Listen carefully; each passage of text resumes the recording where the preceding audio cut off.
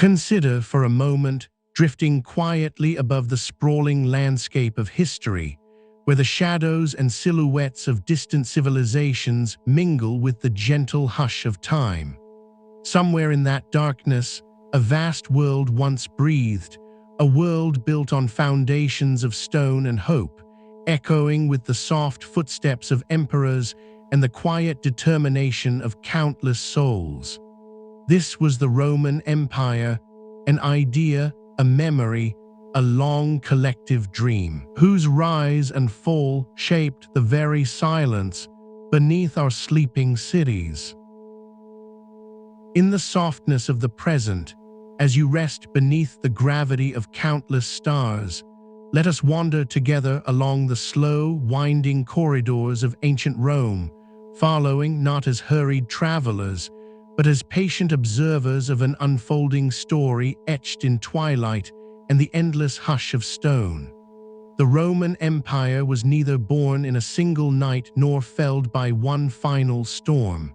Instead, its journey was a tapestry woven over centuries, shaped by ambition, calamity, and the deep, silent currents of change. Tonight, as your mind relaxes, we will drift through this vast arc, the tender beginnings beside the Tiber, the dizzying heights of marble cities and golden forums, and at last, the gentle fading of empire into memory, where echoes linger in the cool air like the last notes of a distant bell. Rest easy and let the journey into the heart and history of Rome begin. Before we drift off, a quiet note: if these journeys help you sleep, subscribing is a gentle way to keep them coming. Now, settle in, let your eyes grow heavy, and let's begin. Long before marble and mosaic, before legions crossed continents and emperors sculpted their likeness in the dark, the earliest traces of Rome shimmered quietly along the bends of a gentle river. Here, in the smoky gray mists of distant centuries, small communities gathered on 7 low hills, their fires echoing softly across the water, shared warmth beneath the uncertain veil of the coming world. Life was often simple, measured by the steady passage of seasons and the rhythm of tilled earth, while the hush of thick forests pressed close around these ancient hearts, holding back the world beyond. As time moved with the patience of deep-rooted trees, the little villages clustered on their hills began to stitch themselves together, drawn by kinship and danger, and the faint hope of lasting peace.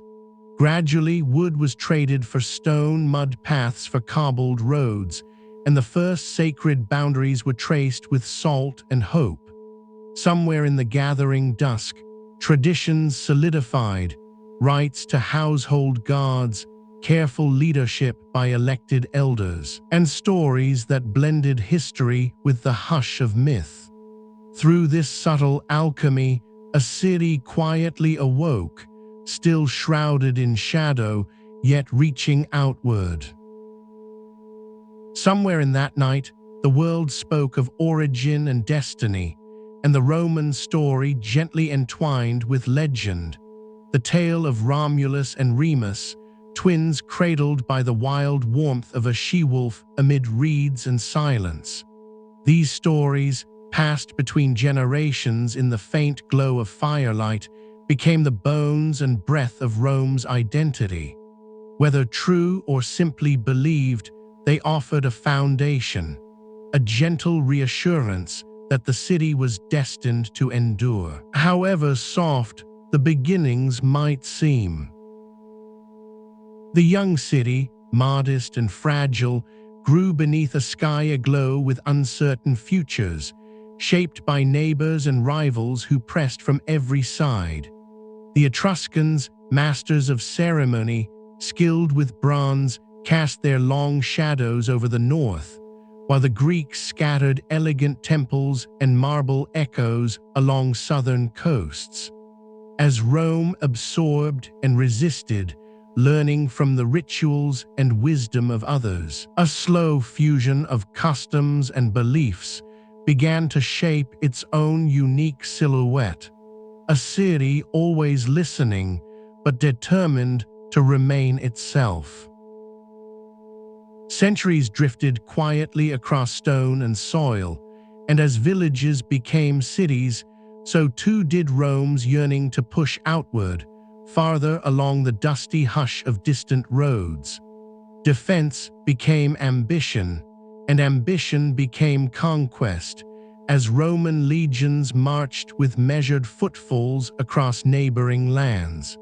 The neighbors of yesterday, once companions or rivals, slowly became absorbed, woven quietly into the growing fabric of a republic where citizenship was both shield and burden, and where the slow accumulation of territory demanded ever more order, structure, and endurance. Though the Republic was born from revolution, a shuddering rejection of ancient kings and tyranny, its character was more like steady water eroding stone than the rush of fire. Layers of law, carefully inscribed with stylus on wax and bronze, attempted to hold chaos at bay, while public forums echoed softly with the debates and hopes of citizens. Power did not reside in a single hand, but flowed, sometimes turbulently, through assemblies and senates, consuls and tribunes, each carrying the quiet weight of the people's will from dusk to dawn. The Roman soul, like the city itself, was a curious mingling, pragmatic, patient, restlessly seeking the useful and the strong, yet reverent toward custom and tradition. Roads unwound from the capital like silver threads through the land, aqueducts gathered and poured water over thirsty stones, and public spaces filled gently with voices and commerce. In this slow blossoming of infrastructure, the Republic was both a physical reality and a shared idea, one that endured across storms, wars, and the silent turning of the seasons. And yet, as Rome's circle widened, from the gentle fields of Italy across the far-lit waters of the Mediterranean, the old Republic, that delicate balance of ambition and modesty, began to strain. The trappings of conquest brought riches and wonders, yes, but also the slow buildup of tension in the hush between great houses, jealous generals, and distant provinces. Within those growing silences, new undercurrents formed, power amassed quietly in a few hands, instability lingering at the edges, a house vulnerable to the smallest breath of change. Somewhere along the creased maps and shaded halls, a series of civil wars broke the gentle routine of republic life, as powerful men, Sulla, Pompey, Caesar, pitted memory against hope, ambition against legacy. The streets, once so familiar, trembled under the torchlight of uncertain nights, and the Republic's codes, like old paper, began to fray around the edges. To steady the world, new structures emerged, an idea of singular power, cloaked in the language of restoration, soon became reality, and the age of emperors quietly arrived. In the calm after the storms, the world seemed to settle once more into its ancient rhythm, yet everything had subtly shifted. The empire emerged under Augustus, first among equals, who clothed the city in stone and set the pulse of power within his silent halls. The Senate, still present, now whispered beneath imperial gaze, while distant shadows bowed quietly to the rule of Rome. Peace, at times, felt as vast as the night sky, Pax Romana, a long exhale of relative order where commerce, art, and dreams flowed freely through the silvered streets. Underneath this wide blanket of calm, The empire stretched both heart and hand across continents, from the chilly mists of northern forests to the golden heat shimmering above African sands. Roads and frontiers trace the boundary between known and unknown, each milestone a testament to ambition and patience. Fortresses rose and markets bustled, whispers in many languages drifting on night air. Somewhere in that silence, borders shifted, sometimes imperceptibly, under the pressure of time and the persistent curiosity of distant peoples. With every stone set, every arch raised toward the soft gleam of centuries, Rome became not simply a city or a people, but a delicate idea, a network of laws, customs, and hopes woven quietly through the landscapes of Europe, North Africa, and the Near East. Latin, the language of empire, traveled with the wind, inscribing itself upon distant shores, merging with tongues and silences everywhere it touched. And somewhere, in the hush of provincial cities, Rome became something both local and universal, a memory that hovered beneath the rhythm of ordinary life. Consider, too, the astonishing architecture, amphitheaters where silence clung to seats long after the crowds faded, bathhouses steaming in the cool dusk, and temples where prayer and politics gently tangled. Concrete and cleverness allowed the city to rise above itself, vaults and domes curving softly against starlit vistas, shadows dappling the ground below. Through each innovation, the ancient world was shaped not only by muscle or decree, but by the soft gleam of reason gliding through quiet halls. Somewhere in the cool, echoing corridors of empire, Roman law endured as a silent partner to power, defining rights, obligations, and what it meant to be a citizen. Tables of law and the gentle prestige of the toga marked one's place within this ordered universe, while appeals and petitions murmured softly through courtrooms and forums. These rules, as ancient as rain on marble, would outlast their makers, drifting seamlessly into the codes and customs of later ages. The wealth of Rome was not measured solely in marble or gold, but in the intricate fabric of everyday life, spun from trade, labor, and the slow accumulation of habits. Markets overflowed with warm bread, woven cloth, and the sound of distant voices exchanging olives for glass, stories for laughter. In quiet homes, families lit oil lamps and shared the calm hush of meals, while outside the city's hum was a constant, footsteps on stone, the distant splashing of aqueduct water, the silence that descends as dusk falls. Beneath its confident surface, the empire sheltered a diversity as broad as the night itself, people from far hills and coasts mixing languages, gods, and dreams under one broad sky.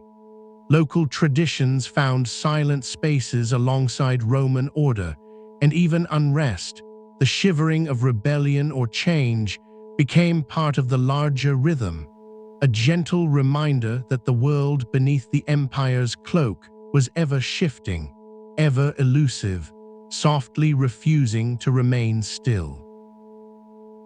The early centuries of imperial order were marked by a careful choreography, a subtle balance between center and sprawling edge.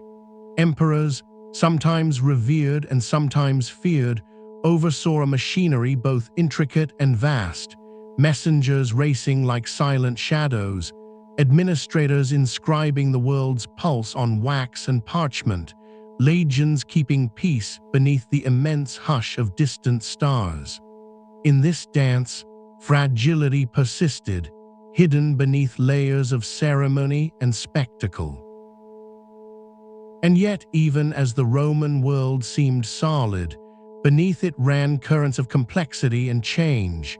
gradual transformations that moved gently, almost unnoticed, through the silence of generations. Slavery, wealth disparity, and the burdens of constant expansion began to shape the city's destiny as surely as any decree. Somewhere in the hush of crowded streets, unrest grew, subtle, persistent, like dark water finding cracks in midnight stone. The empire, seeming endless, was never truly without challenge. On distant frontiers, where the night pressed close against torchlit watchtowers, restless neighbors probed at borders, and sometimes, in the uncertain quiet before dawn, threats became breaches, moments that rippled softly through imperial memory. Each incursion, each whispered rumor, demanded patience and response, a never-ceasing effort to preserve order along the fragile edge of the known world. Inside the heart of the empire, slow waves of cultural and religious change gathered with the inevitability of tides. As Christianity, once quiet and forbidden, began its long ascent from shadowed catacombs toward the highest seats of power. Over time, this new faith reshaped the texture of public and private life, and the old, many-voiced chorus of Roman gods faded quietly into memory, relics of an earlier age, echoing only in the cool silence of abandoned shrines.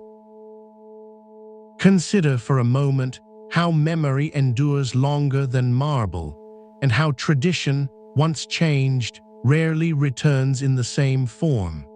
With the conversion of emperors and the gentle spread of new rituals, the spirit of Rome transformed, blending old and new, hope and custom, until the empire itself became less a place and more a subtle idea, diffuse, embedded in the hearts and minds of those who lingered beneath its vast, fading shadow. The late empire was a world of contrast and complexity, illuminated by bouts of beauty and invention, but clouded at times by hardship and uncertainty.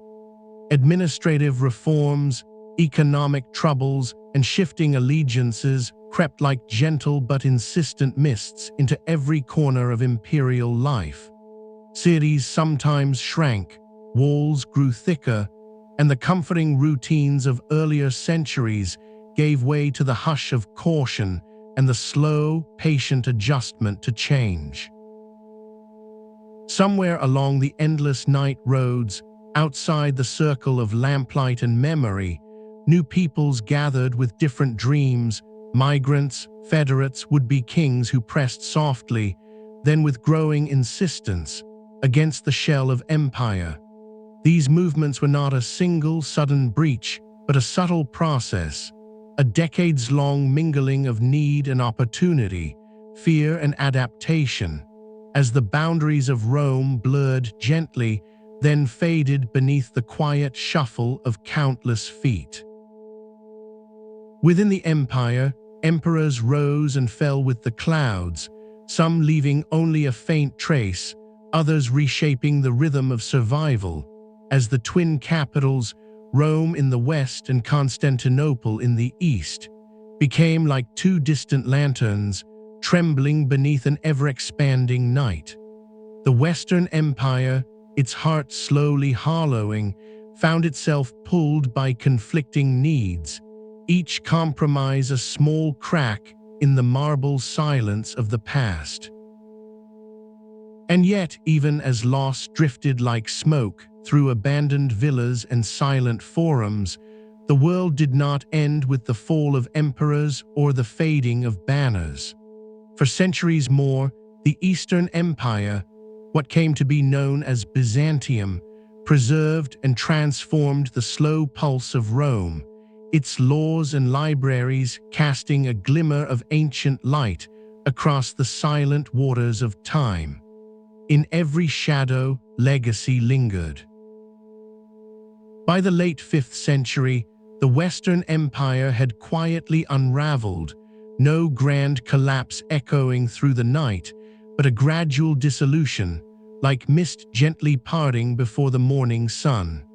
Power shifted outward, from emperor's throne to the hands of local kings, warlords, and clerics, as the old, familiar world fell into the slow rhythm of change.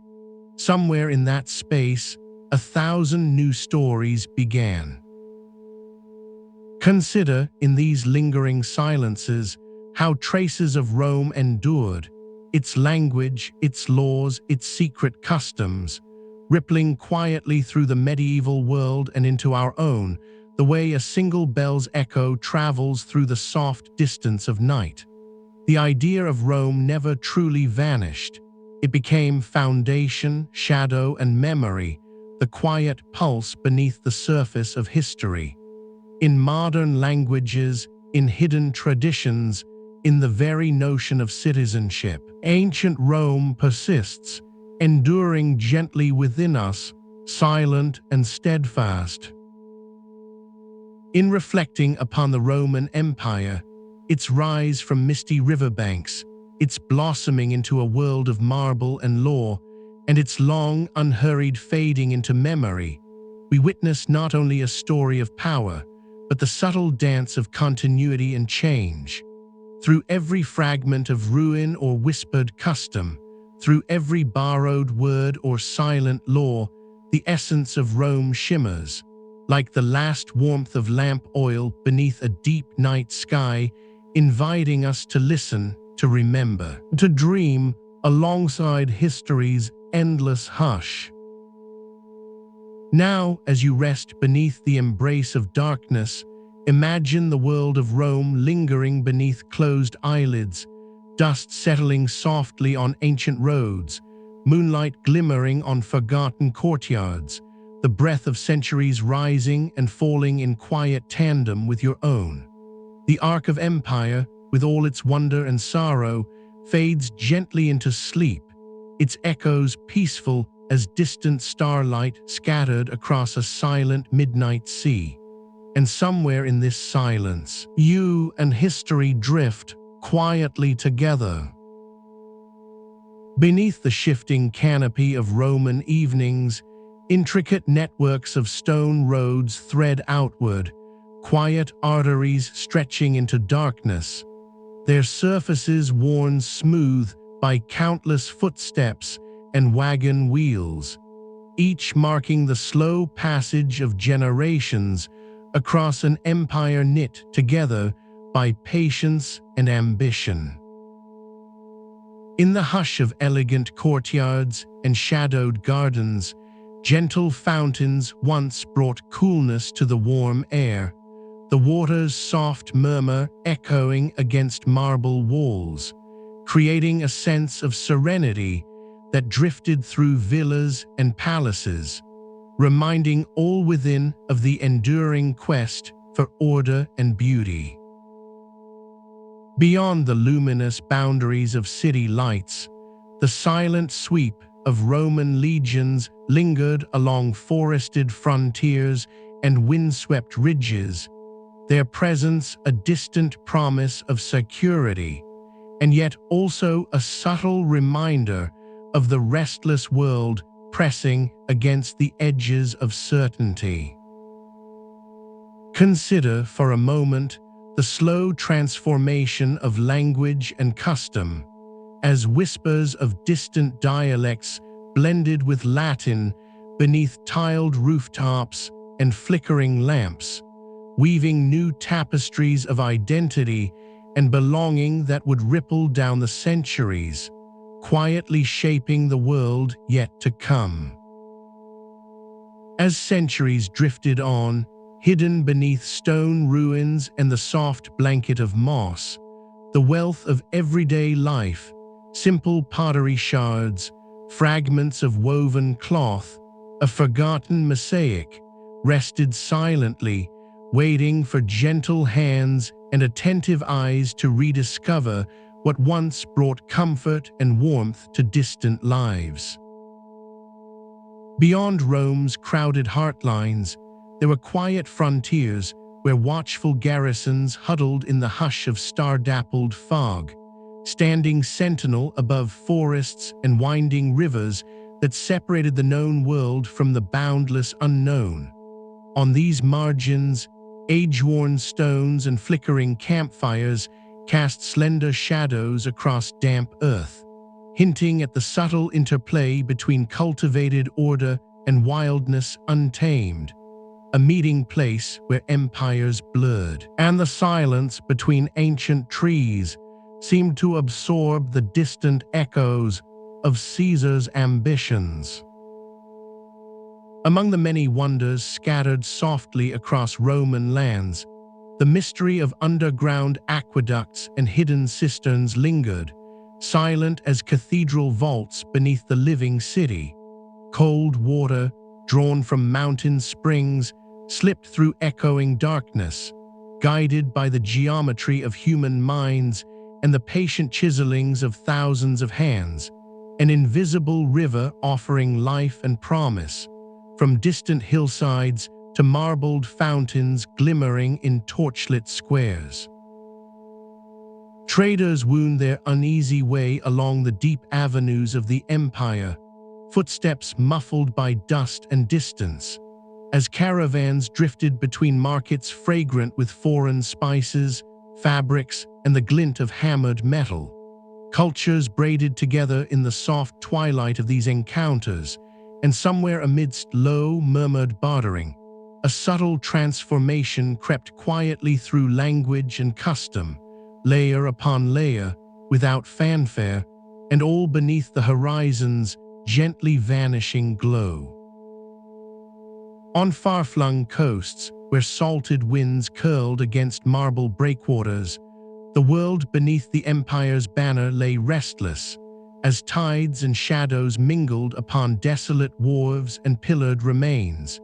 Here, in the hush between each rolling wave, one might sense the slow, inevitable untangling of civilization. Harbors quietly filling with silt, columns leaning into darkness.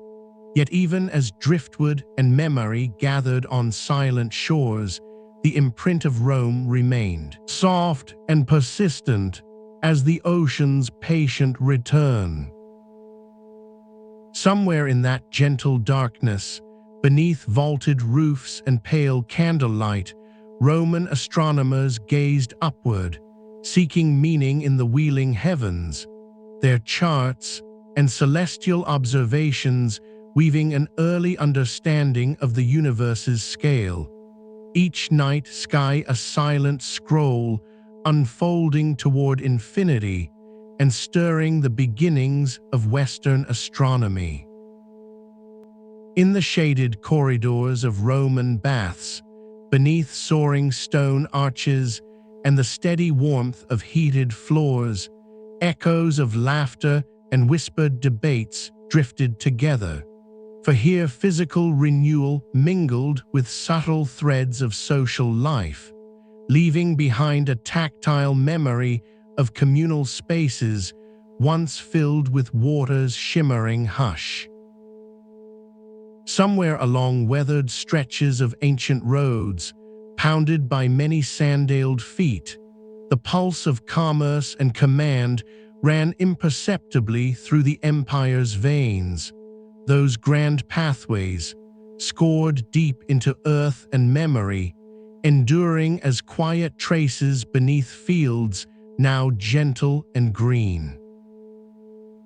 And yet, through cycles of feast and famine, the Roman countryside held close a patchwork of villas and vineyards, where harvests arrived with the warmth of Mediterranean breezes, seasons turning softly, roots threading through soil shaped by hands now long vanished, but whose care lingers still in the terraces and silences.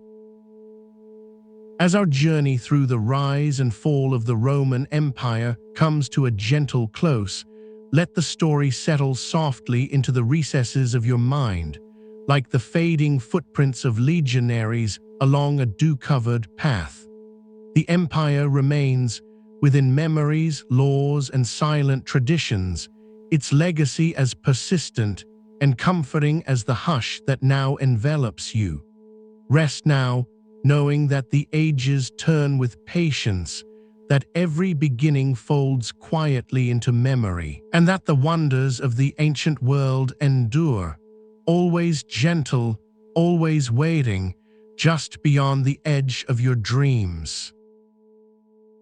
If the quiet journey of the Roman world brought peace to your night, linger a while longer, subscribe, and let sleep and history carry you gently onward. Drift, and let every story become a gentle foundation for restful dreams.